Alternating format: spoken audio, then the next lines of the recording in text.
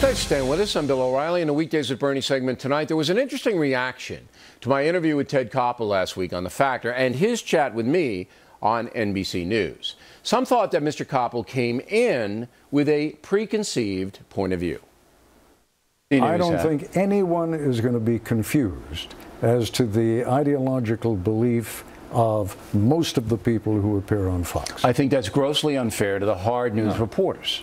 Okay? If you look at our bureau system and the people we have reporting, all right, and I'll run them down for you. Bret Baier, is he an ideologue? I don't know. You don't know. Okay. Well, that's a big piece of the Fox News puzzle, and you don't know. That's fine.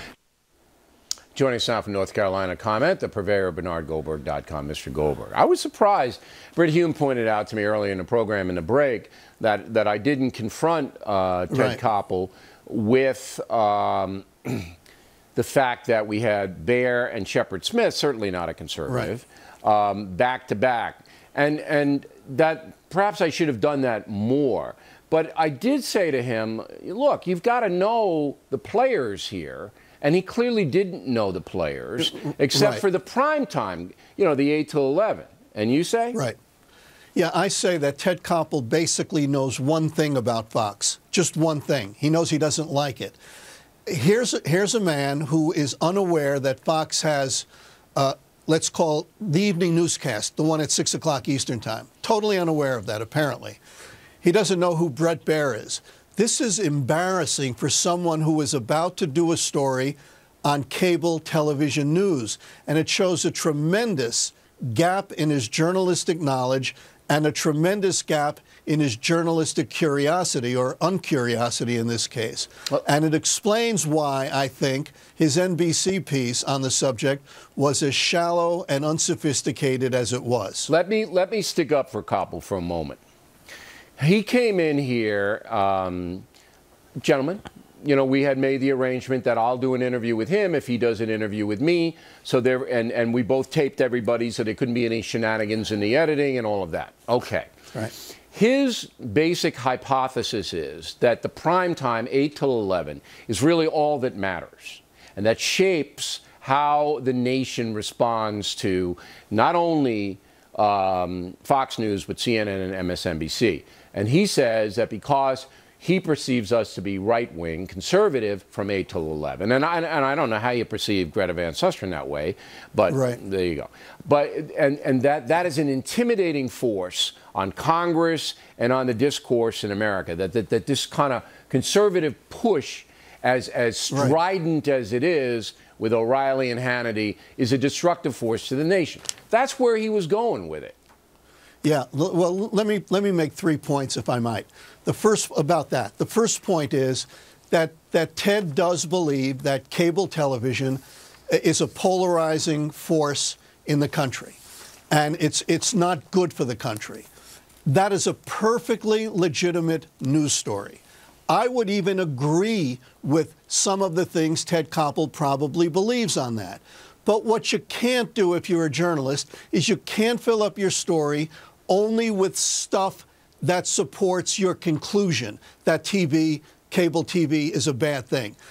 So as a result, if you watched his story on NBC, you wouldn't know that Britt Hume existed as a commentator on Fox. You wouldn't know that Kirsten Powers or Charles Krauthammer or Juan Williams, who I disagree with about everything, existed. But they're all civil people, whether you agree with them or not. They're not foaming at the mouth. So that wasn't anywhere in the story because that would have screwed up his conclusion, because they are reasonable.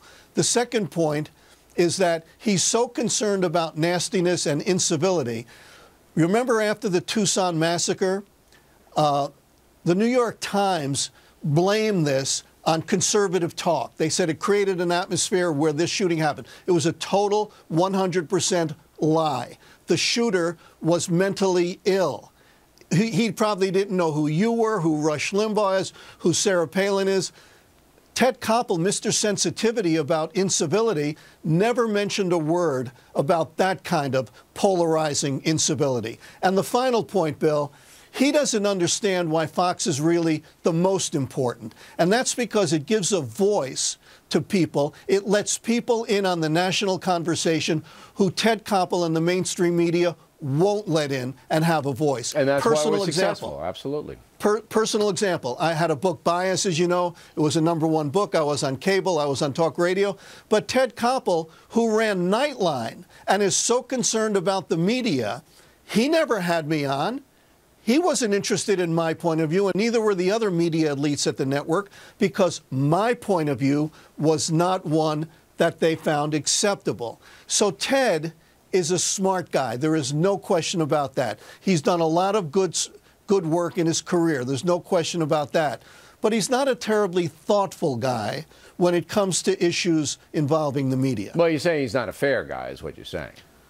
Well, if he were more thoughtful, it would have occurred to him that there are other things on Fox, #1, that Fox enables people to be part of the conversation, that Fox, if you want to say Fox is uncivil at times, what about the New York Times? He used as his voice of reason in his long NBC News piece the media writer for the New York Times, but he never said to him, he never said to David Carr, the media writer, what about you guys? The incivility at your newspaper? Right. All right, Bernie, thanks very much. We appreciate it. And here are the results of our BillO'Reilly.com poll question.